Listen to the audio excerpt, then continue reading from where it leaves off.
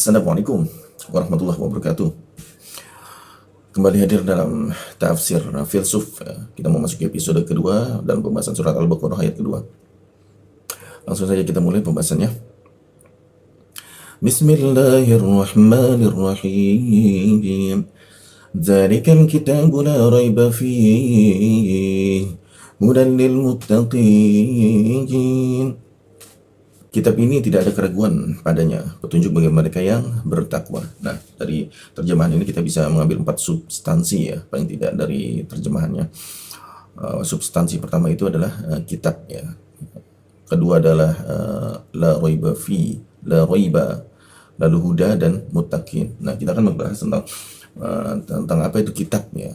Nah, kita akan coba mengkaji pengertian kitab dari segi bahasa, mungkin masuk ke sejarahnya. Lalu la raiba, tidak ada keraguan. Mengapa bisa Al-Quran dikatakan tidak punya keraguan ya? Nah, itu harus kita buktikan secara ilmiah ya. Lalu huda, petunjuk. Kenapa Al-Quran itu bisa jadi petunjuk? Itu pun kita coba akan buktikan ya secara ilmiah. Dan keempat adalah muttaqin. Nah, muttaqin itu adalah kita akan mencoba mencari tahu siapakah orang-orang yang bertakwa ya, seperti itu. Oke, kita masuk ke materi pertama, itu tentang kitab. Nah, pertama kita akan mendalaminya dari segi bahasa ya.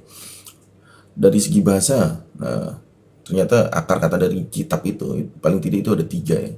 Pertama itu adalah penulisan, lalu yang kedua adalah pencatatan, dan yang ketiga adalah penetapan. Nah, jika kita kaji akar kata dari kitab itu ternyata paling tidak terbagi menjadi 3 pembahasan yang kita bisa kita dalami ya. Alkitab, penulisan. Nah, kita akan mencoba menafsirkan kata penulisan ya, menurut dari sisi Al-Quran ya, bagaimana Allah itu memaknai kata penulisan dalam Al-Quran. Salah satunya adalah dalam surat Al-Baqarah ayat 282 ya, yang artinya potongan kalimatnya itu maka hendaklah ia menuliskannya. Maka hendaklah ia menuliskannya. Ini berhubungan dengan pencatatan hutang piutang ya. Nah, jadi makna penulisan di sini adalah berhubungan dengan pencatatan.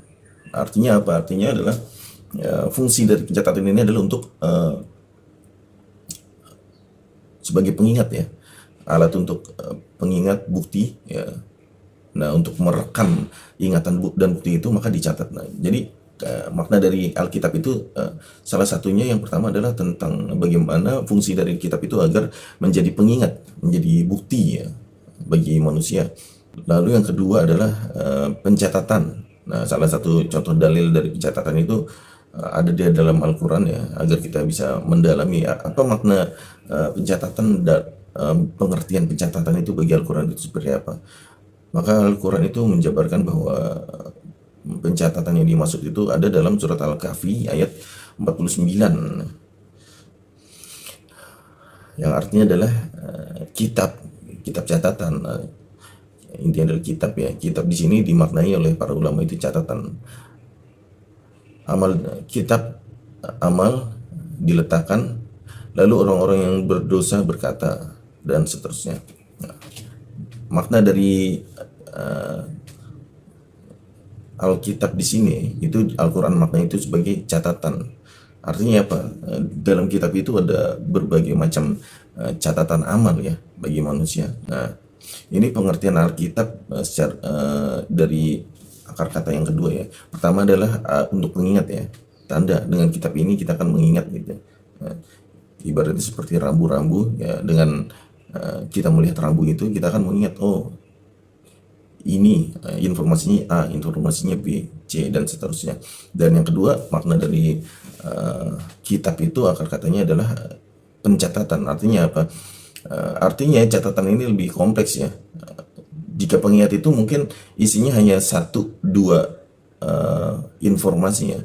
Tapi jika berhubungan dengan catatan, maka itu isinya itu lebih dari kumpulan beberapa informasi ya.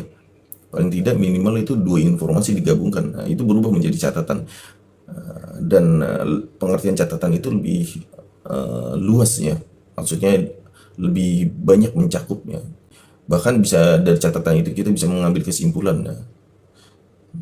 kesimpulan dari beberapa materi-materi yang disatukan ya, seperti itu. Contohnya catatan amal yang tadi dicontohkan ya. Jadi dengan catatan itu akan menjadi sebuah kesimpulan bahwa orang ini ahli surga atau ahli neraka, dan seperti itu.